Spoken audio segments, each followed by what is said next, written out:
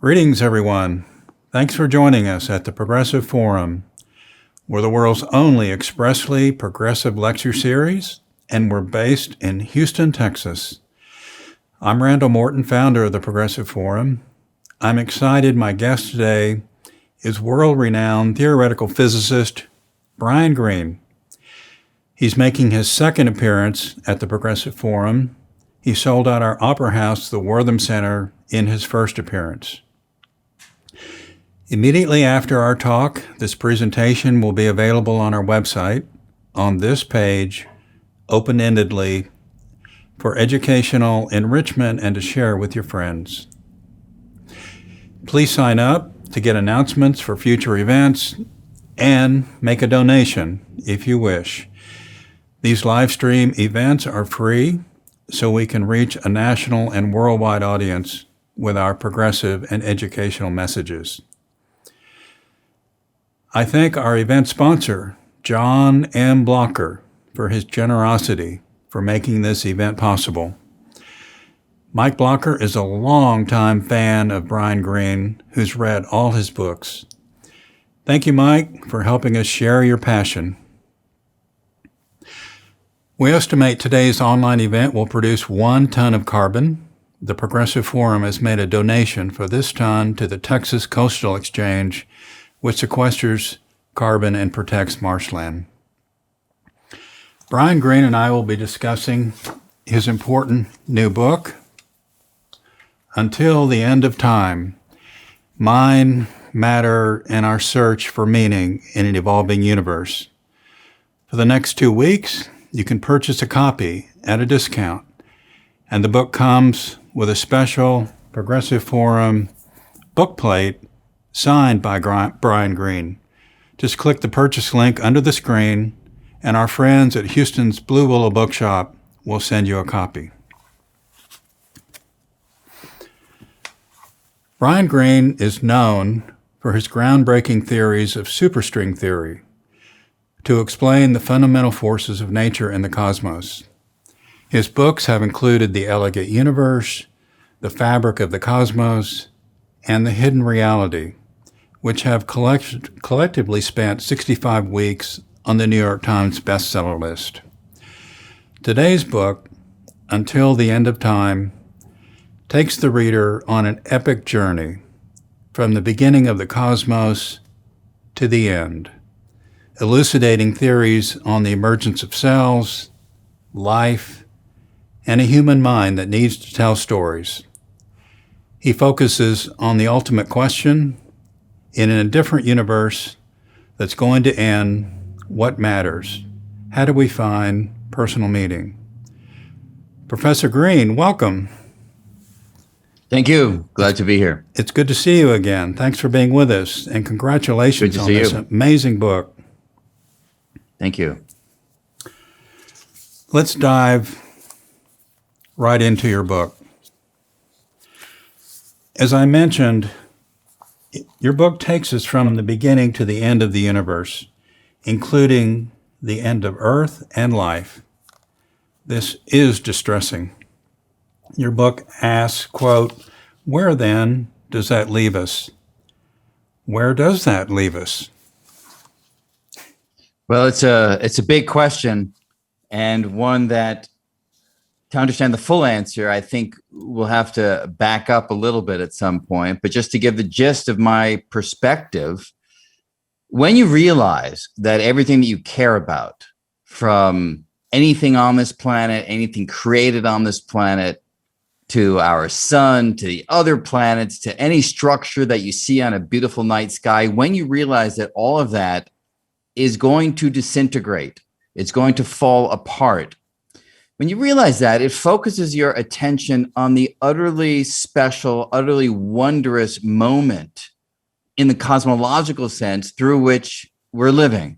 There's a brief moment on the cosmic timeline when collections of particles can coalesce into creatures that can think and feel and look around and ask these kinds of questions.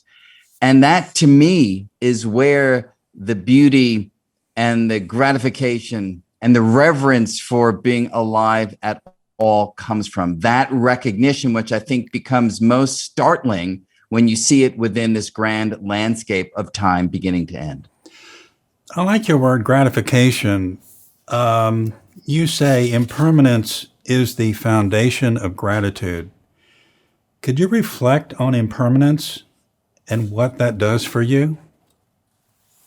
Well, I can talk both at a personal level and at a species wide level. I mean, we as a people, as a species, have long since valued permanence. We talk about etching things in stone. We talk about legacy for the future.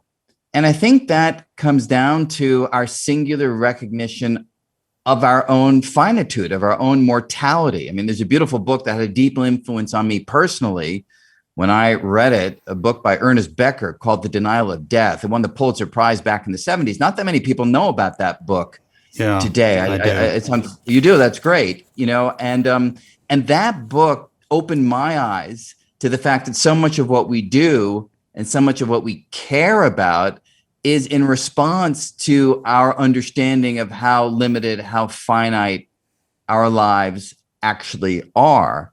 And so when you take that into account, you recognize that it is in response to the fundamental impermanence of everything that we are driven to do so much of what we do. And of course, as individuals, we recognize that impermanence in many ways. Look, I lost my dad. I was fortunate to have him for 23 years, but I lost him at a relatively young age. He was a young man. I lost my mom in June from the virus, you know, and these moments, these life moments that we all go through in one way or another. And I thank the heavens that be that I am alive to have witnessed the death of my parents, because the reverse would have been tragic. That would have been awful for them. I mean, the worst thing you can imagine for a parent is to lose a child. So I'm thankful that I'm able to experience and mourn the death of my own parents, but it is a wrenching experience. And it is one that, again, just hammers home this recognition of how fragile and how finite we are. What's your advice for those of us feeling a little stuck as far as meaning and purpose? For me, finding one's natural elements, talents, for example, feels like a source of meaning and purpose. What's your advice for adding meaning and purpose to life? Well, I think it is a highly individualistic, highly personal journey and question that each one of us needs to answer in one form or another. And for some, and I think my view is similar to yours, finding activities in the world that you feel good at, that you feel respected for, that you feel make some kind of difference to the world in some way, shape, or form, that can give you a sense of meaning and purpose. For others, there are different metrics. Look, there's some who the number of digits in the balance in the bank account is where that sense of meaning and purpose comes from, right? For some, it's power. Mm-hmm. You know, ascending to the positions in the world where you can call the shots. That's where that sense of meaning comes from. So I don't think there's any one answer, but what I would say, we're emerging hopefully from a very unusual stretch of time in which so many of us have had to think about issues in a different way, think about our lives in a different way, struggle with loss, unexpected, tragic loss. And my feeling is that when you recognize that there is a universality that does connect us, I mean, sure, you can talk about, you know, the brotherhood and the sisterhood of mankind or humankind, but I'm speaking actually at the level of fundamental physics, that we're all made of the same stuff, literally. We're all collections of particles governed by the laws of physics. That's all that we are. And when you recognize that, it connects us together. And moreover, it makes it so clear at how miraculous it is that collections of particles can think and feel and wonder about purpose and grieve and mourn and thrill. And when you recognize that that is really what makes us human, that we're collections of particles that are organized in just the right way to allow us to do those things, to me, it makes you feel less alone. Mm-hmm. It makes you feel part of a collective. And within that, I think one can feel a sense of value just by virtue of participating in that unfolding. Let's get into the physics. One of your endeavors over 30 years has been developing superstring theory to explain fundamental forces of the cosmos and nature. String theory is supposed to resolve tensions between Einstein's theory of relativity and quantum mechanics. What are we learning from string theory? And is the math working out? Well, we're learning that trying to answer the deep laws and the deep questions and the deep mysteries is a journey. It's a journey that doesn't happen quickly. I mean, when I was a graduate student back in the dark ages in the 1980s, there was a sense among physicists that the end of physics was near. People seriously were saying things like that, and there was a sense that if you weren't working on string theory, you were making the wrong decision, because here the final theory was at hand. Now, the more seasoned researchers, the older, more mature physicists, knew that that was likely not to be the case, and that it would be many decades, even centuries of hard work. And certainly the last 30 years have emphasized that point in particular. So is the math working out? I would say that in some elements, it has spectacularly worked out. We've gained insight into the nature of black holes. We've gained insight, perhaps work that's happening right now, into the very nature of space itself, linkages to quantum physics that are really mind-bogglingly exciting. But if you ask me, what about the evidence? Has this theory made contact with observations and experiments? Has it made a prediction at the Large Hadron Collider in Geneva, Switzerland, that has been borne out through the analysis? I have to say no, not yet. So when I was a graduate student, I would have hoped that by now we would have had that experimental connection. That has not yet worked out. But in other domains, the more abstract domains of black holes and singularities in the nature of space, I'd say we're further along than I would have guessed back in the early days of my graduate education. Parts of your book are poetic, like your description of math as romantic. You relate a story about Albert Einstein, who had heart palpitations on the verge of completing his math on relativity. You say, quote, "Through mathematics, we are given leave to commune with a strange and wondrous cosmos," unquote. Why math? Why equations? How do you reflect that symbols can explain a universe? Yeah, that is a bit of a mystery. How can these little squiggles that we scratch out on paper, on blackboards, how can that actually tell us about the world? There's actually a famous paper by Eugene Wigner, a famous physicist, called The Unreasonable Effectiveness of Mathematics in the Physical Sciences. Why is math so good, right? And one answer to that, I don't know if it's a full answer, but it satisfies me at least to some extent. I consider math to be a language. It's the language that's particularly well suited to encapsulating patterns and using those patterns to predict other members of the pattern, things that will happen subsequently. And what we as human beings do, I view us as pattern recognition machines, biological pattern recognition machines. We look out at the world, and in order to survive, it's very useful to be able to predict what's going to happen next, or at least have a sense of what's around the bend or what's going to happen tomorrow. So through evolution, we've become really good at spotting the patterns. We develop a language called mathematics, which is really good at articulating those patterns. And then our evolved brain goes beyond mere survival and applies the very same template to understand things that don't matter to survival. I mean, it doesn't matter if we understand black holes, right? It doesn't matter if we understand electrons and quarks. We could survive without that. Many people happily live without that knowledge. But our brain is able to go beyond mere survival and apply those techniques to those unfamiliar realms. And because those realms themselves have inbuilt patterns, the universe is lawful. Why that is a good question. I can't really answer that, but it appears that the universe is lawful, which means that the universe does abide by patterns, and math is the very language that we invented for describing those patterns. So that, to me, is where the link comes from. I was amazed to learn that the static between TV stations in the old television sets in the 60s is the microwave background left over from the Big Bang. Is that also true from the static on my portable radio? Am I really experiencing something that's 13 billion years old? How can we think about this leftover background from the Big Bang?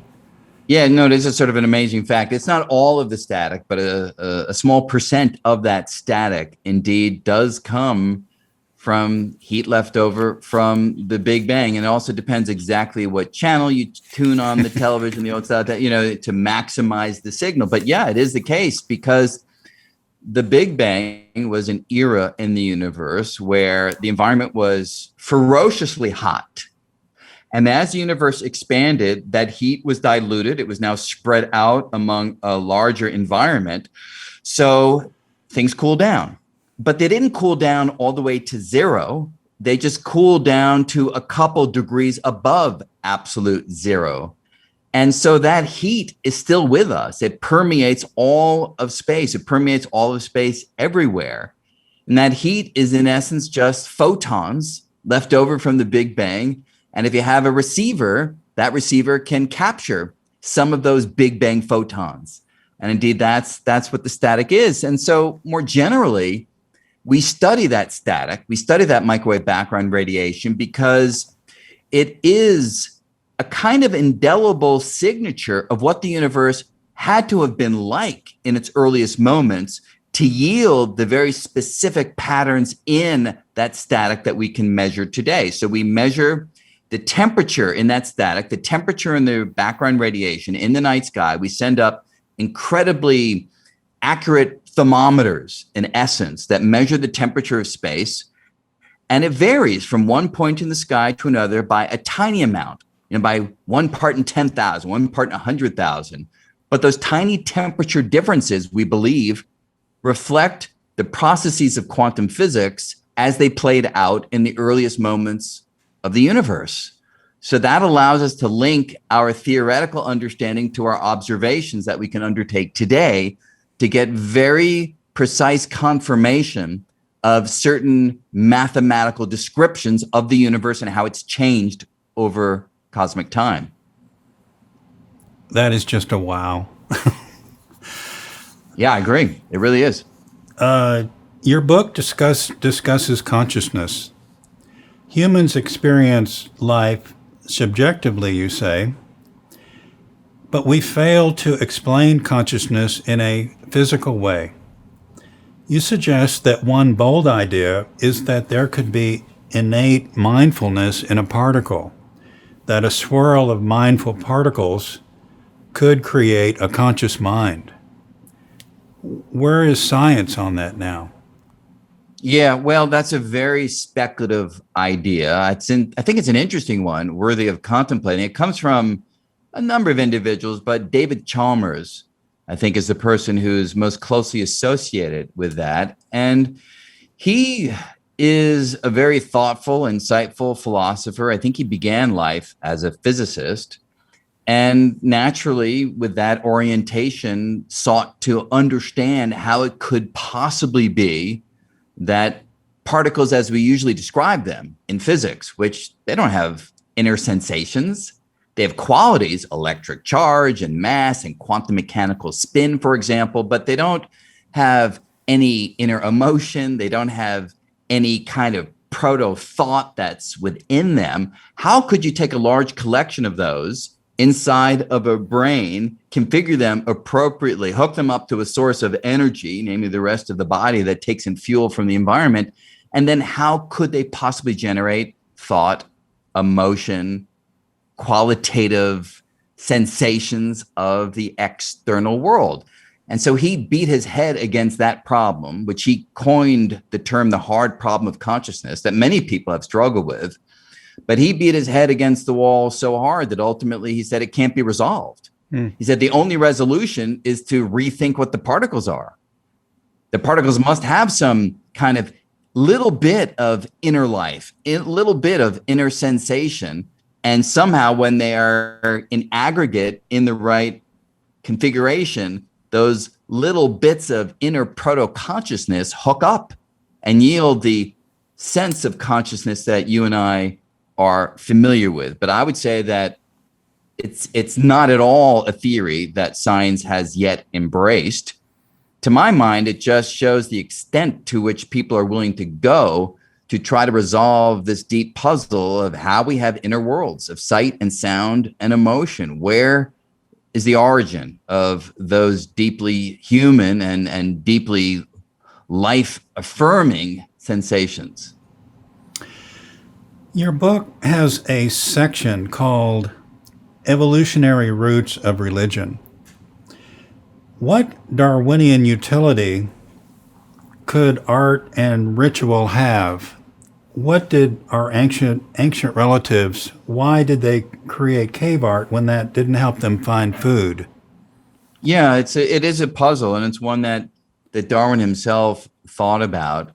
Why would we as a species undertake behaviors that seem extraneous, extravagant, that seem to waste energy and not have a return that you could quantify in the sense of that got us more food, that got us better shelter, that advanced the survival of the species? Because evolution is very good at winnowing away extraneous behaviors. Because if you have a competitor who doesn't undertake the extraneous behavior, but uses their time more wisely, then in the battle for survival, ultimately they're going to have a slight advantage. And that slight advantage over a long period of time will mean they will win out and you'll go extinct. But we didn't go extinct. And so the question is, might there be evolutionary utility to some behaviors that are not so obvious? And for religion, one of the ideas that Darwin discussed and others have developed is religion may be the means by which our ancestors came together in groups that were not kin related. They were not blood related, and therefore they didn't have a significant shared gene pool, which would be one reason why you might protect your kin so that their genes, which are effectively your genes, would survive.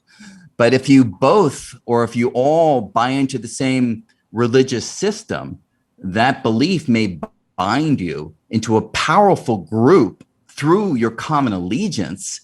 And that may make you better fighters and better able to protect each other. It's no longer just you and your kin, it's the entire group. And that may have aided survival among our ancestors. Others have thought of different evolutionary roles for religion. Going back to Ernest Becker and the idea of the denial of death, there's a whole group of social psychologists who've been developing something called terror management theory, kind of a big mouthful. But the idea is we as humans not only try to find strategies for denying our own mortality, but we go further and trying to develop things that allow us to succeed in light of that knowledge. And so religion may well have been the palliative. It may have been the means by which our ancestors were not frozen, as these authors describe it, quivering piles of protoplasm in the face of the ultimate terror of death, thinking that death is not the end.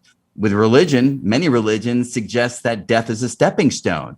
And if you buy into that perspective, you can well imagine it changes your attitude, allowing you to undertake activities that otherwise you might not have the wherewithal to carry through on because of your own terror, through your own recognition of your own mortality. In your book, you say, quote, "My confidence in the existence of God is low because of the paucity of rigorous supporting data," unquote. In light of your serious doubts, I'm curious about your open-mindedness, that you don't completely discount the possibility of God. How do you reflect on that? Well, a couple of things. First, we don't know, and so to come out and say that we do know that there's nothing beyond what we see and are aware of in the physical world. To me, that's a step too far. Now, if you were to press me, I would say if I had to make a commitment to one worldview or the other, my worldview certainly is one that does not need the existence of a deity. But that's different from saying that I am certain that there isn't one. And, perhaps you can say that I'm hedging my bets. I don't think you're there, but I'm willing to allow for it. So, when it comes to the moment, remember that, that sort of thing. But more seriously, I would say there are certainly some of my colleagues who would be all too happy if religion was simply wiped away. It was no longer part of human behavior, human discourse. Some of my colleagues view religion as a remnant of behaviors that were relevant in the infancy of the species, but now it's time to outgrow it all. And my view is that that's a very limited perspective because, sure, if you view religion as a means of explaining the external world, then clearly when a religion goes head to head with science, science wins. And then you'd say, okay, we should get rid of this alternative framework called religion. But I don't see religion that way. And I don't think many do see religion that way. I see religion as part of the journey to understand who we are, part of the inward directed journey, not the outward objective directed journey, the inward directed journey. And as part of guidance in that journey, for some people, it's a very powerful framework. There's this wonderful book by William James. Again, I don't think many people read it much these days. The Varieties of Religious Experience, based on lectures. Well, there we go. We're kindred spirits, clearly, Randall. So James wrote this book, as you know. There were lectures that he gave in Scotland at the turn of the last century, 1902 or so.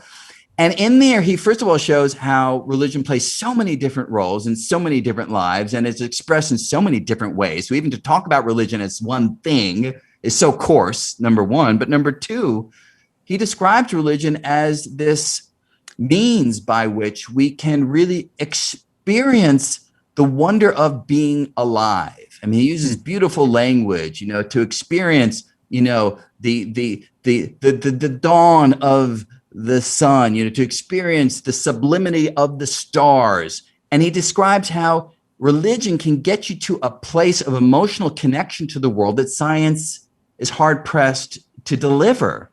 And in that guise, religion is very complementary to a scientific perspective. Use science to understand those third-party accessible, measurable, objective features of the world. And for some, use religion to help connect you in an emotional sense to who you are, where you came from, and what your life is about. And so I don't see them as necessarily in conflict, and I don't see the need to somehow rid the world from religion. It's not to say that in the name of religion, some terrible things are done, but terrible things are done in the name of many things. And I think we need to look at the thing itself as opposed to those acts and features and events that may be done in its name.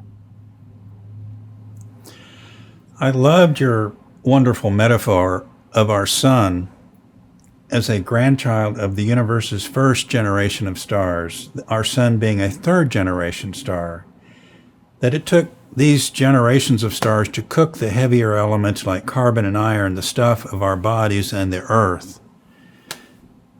Could you share a bit of that family story, if you will? Yeah, sure.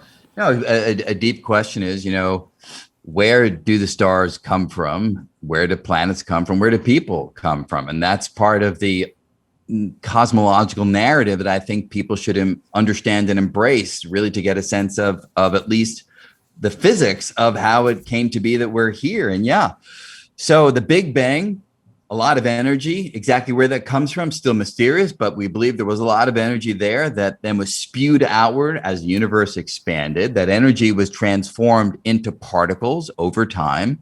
And those particles clustered together under the force of gravity. Gravity pulled the particles together into structures. In the early days of our universe, those structures were really big, some huge, enormous stars that were so energetic that they used up their nuclear fuel really quickly, exploded, and spewed out the other particles that were cooked in their interior while they were alive and cooking. Those particles spewed outward. And again, gravity pulls them together at some point into the next generation of stars. They cook even more complex nuclei in their cores. A core of a star is sort of like a nuclear furnace, crushes particles together into more complex forms. It then uses up its fuel, goes supernova, and spews those particles outward. And so the belief is, the data suggests that our sun is indeed a third generation star in that process, and that the planets, including the Earth, are just the kind of detritus of the particles that weren't brought into the sun as it formed. So the particles swirled around together, created the sun, and the excess stuff that was perhaps too far away to be pulled in, it fell together into smaller structures, the planets. And so that's all that we are. We are collections of stuff that was forged in stars, spewed outward, and collected under the force of gravity. I only have two more questions, Professor Greene. What is the next big thing in cosmology?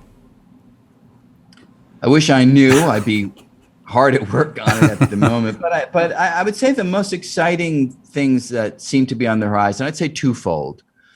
One, on the theoretical front, is using the ideas of quantum mechanics, gravity, string theory to perhaps really understand things like, as I mentioned before, what the nature of space, what the nature of time actually are. Could it be that time is not fundamental, but maybe it's an emerging quality of the universe? I mean by that is, for instance, we all know what temperature is. You know what it is when things are hot or cold. But as science progressed, we were able to give a deeper explanation for that. Things are hot when the molecules of that object are moving quickly. Things are cold when the molecules are moving slowly.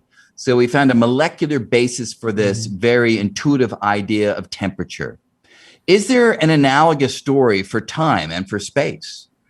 Are there atoms or molecules of time and space? And only when those ingredients are arranged correctly that you have conventional space and conventional time, but when they're not arranged in that manner, you've got some other mode of reality. I think we're heading in the direction of gaining insight into a question like that. On the observational front, I would say that gravitational waves, this beautiful success story over the course of 50 years, where scientists kept at it to try to detect these ripples in the fabric of space predicted by Einstein's mathematics and the general theory of relativity. The fact that they have been detected and continue to be detected gives us a new window on reality. It gives us a new way of examining the cosmos, not through light, which is basically all that we've done since the first of our brethren looked up into the sky. We only looked at the universe through the electromagnetic spectrum, through light. Now, in a sense, we can listen to it through these oscillations, these gravitational waves. And I can't help but think that in the coming decades or centuries, the insights that we'll gain from observing the universe in this completely different way, listening to it in this metaphorical stance, will give us powerful new insights.